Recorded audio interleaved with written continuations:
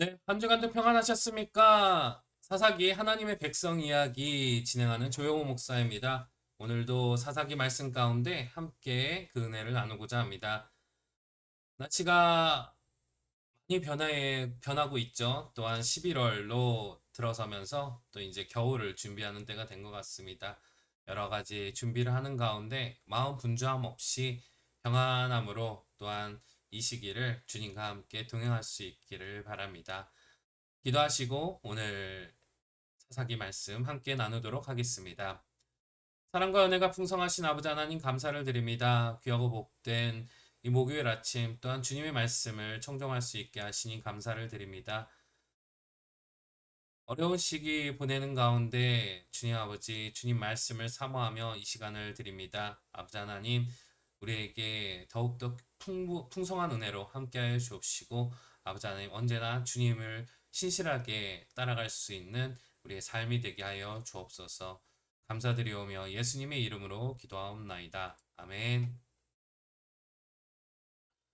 오늘 사사기 하나님의 백성 이야기 아홉 번째 시간으로 아홉 번째, 열 번째, 11번째 사사인 입산, 엘론, 압돈 세 사람을 만나보도록 하겠습니다.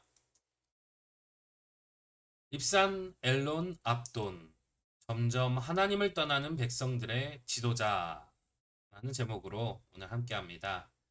사사기 12장 8절부터 15절까지의 말씀입니다. 그 뒤를 이어 베들레헴의 입산이 이스라엘의 사사가 되었더라. 그가 아들 30명과 딸 30명을 두었더니 그가 딸들을 밖으로 시집 보냈고 아들들을 위하여는 밖에서 여자 30명을 데려왔더라. 그가 이스라엘의 사사가 된 지 7년이라. 입산이 죽음에 베들레헴에 장사되었더라.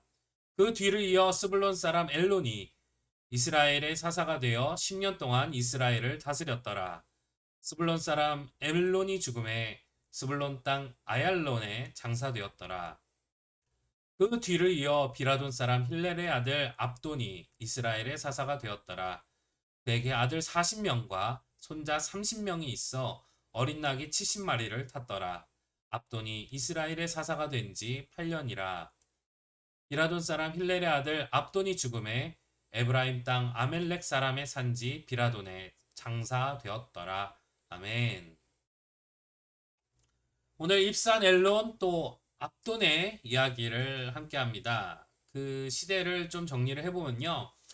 기드온의 시대 이후에 사사들마저도 탐욕과 부패에 찌들어갔음을 보여주고 있습니다. 특별히 부를 축적하고 권력을 향유하는데 많은 힘을 쏟았던 것을 볼 수 있죠. 그리고 한편으로는 사사들은 점점 그 스스로 바알과 같은 우상이 되고 있음을 또한 보여줍니다. 그들도 한때는 분명히 하나님의 영이 임했던 사람들이었지만 스스로를 높이는 경향이 바로 이 시대를 통해 살펴볼 수 있습니다. 지도는요, 이 오늘 입산 엘론 압돈 세 사람의 그 시기를 다루는 보여주는 지도입니다. 먼저 빨간색 박스 그 제일 아래 지도 아랫부분에 있죠. 베들레헴을 중심으로 사사 입산이 활동을 했고요. 또 초록색 제일 윗부분에 스불론 지역인데요. 이곳은 사사 엘론이 또한 사역했던 곳입니다. 그리고 파란색이죠. 가운데 부분에 있는 네모는 사사 압돈이 사역했던 지역이기도 합니다. 이 시기에는 특별한 어떤 전쟁이나 환란, 특별한 사건은 있지 않았습니다. 단지 이 세 곳에서 사사들이 사사로서의 직무를 다했던 것을 성경은 전하고 있습니다. 자, 이제 본문 속으로 함께 들어갑니다. 먼저 사사 입산을 만나봅니다. 그 뜻은 빛나는, 빠른이라고 하는 뜻이죠. 유다 지파 베들레헴 사람이고요. 이스라엘의 아홉 번째 사사였습니다. 그 출생지 그리고 사망지는 베들레헴이고요. 7년 동안 사사로 지냈습니다. 자, 참으로 오랜만에 이제 유다 사람이 사사로 세워진 상황인데요.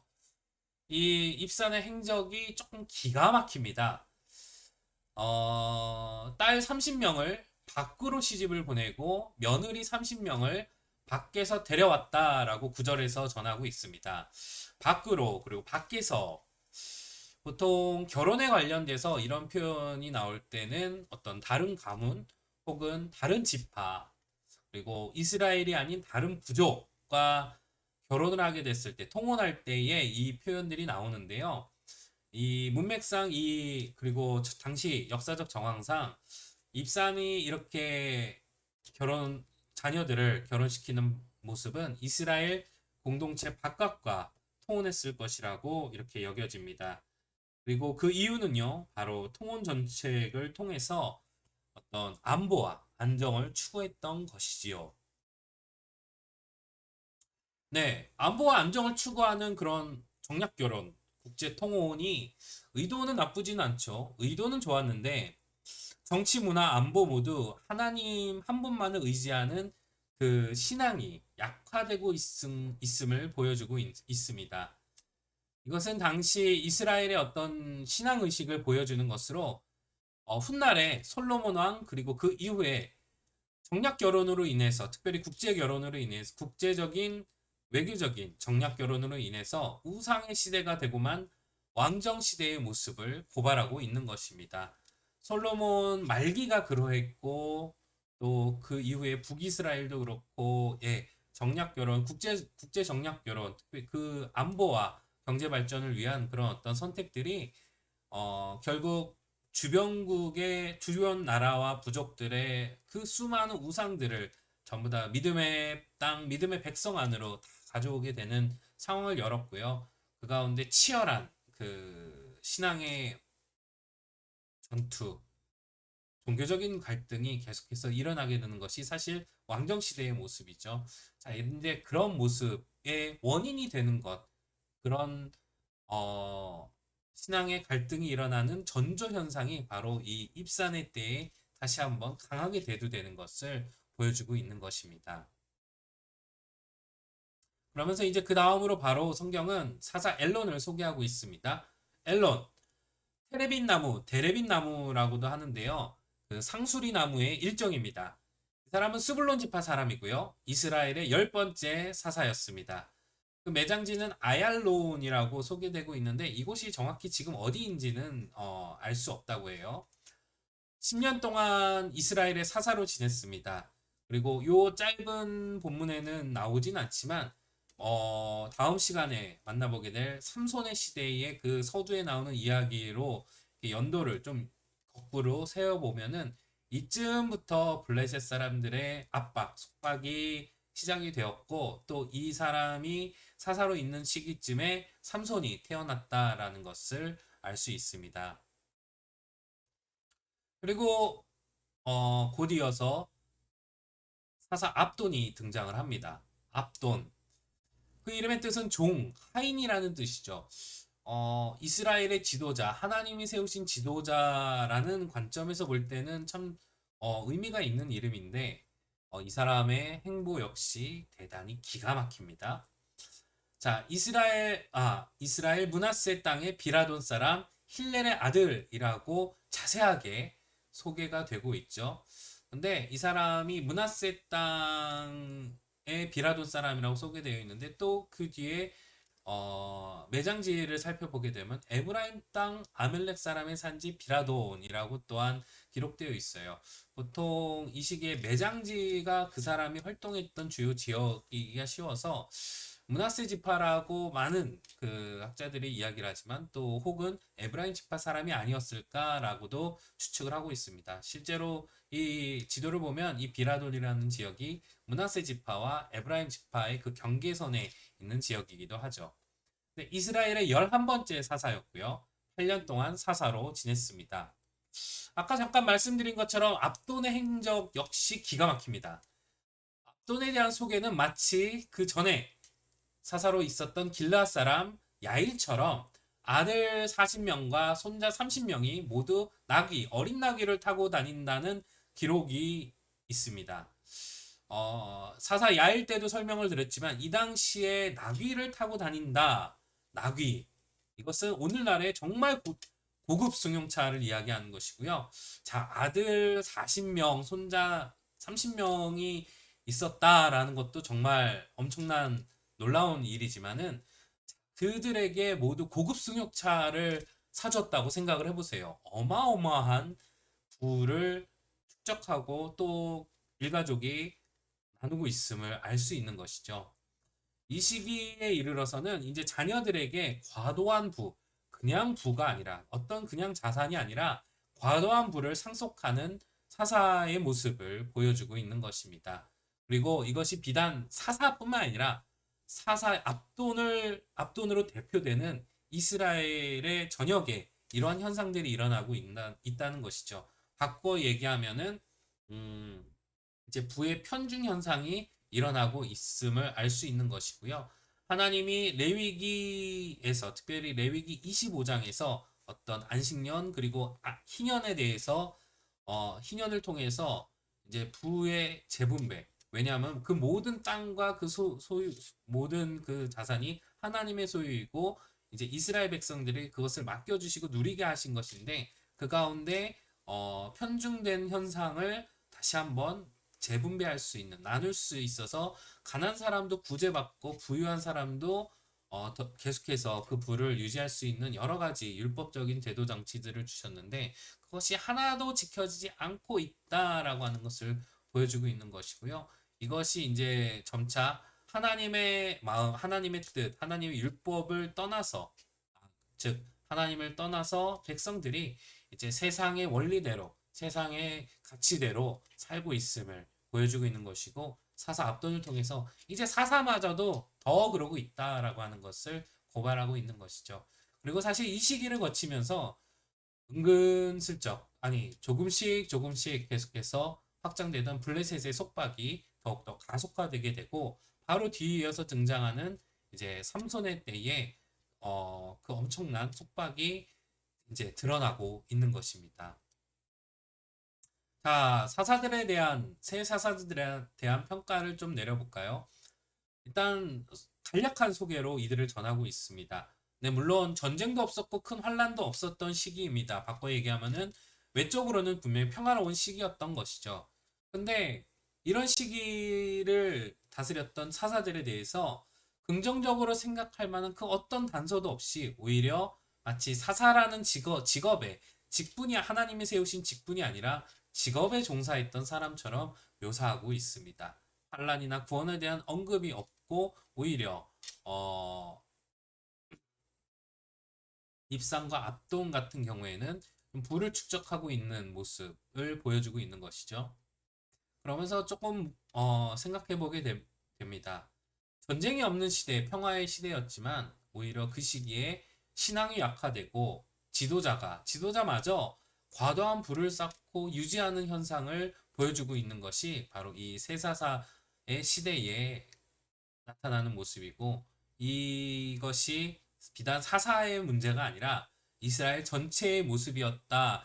이스라엘 전역에서 일어나고 있는 모습이었다라는 것을 사사기 역사가들은 전하고 있는 것입니다. 그리고 이로 인해서 뒤이어서 이제 블레셋의 40년의 거친 속박, 이전과는 비교할 수 없는 엄청난 속박이 이제 펼쳐지게 됐고요. 그 가운데 하나님이 세우신 삼손이라고 나실인 삼손이 등장을 하게 되는데 우리 조금 아시다시피 그 삼손의 모습도 정말 대단한 드라마를 쌓지 않습니까?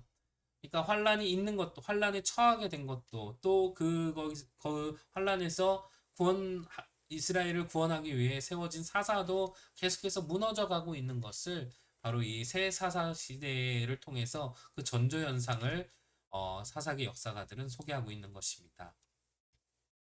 네, 오늘의 결론입니다. 사사 입산 엘론 압돈의 이야기는요.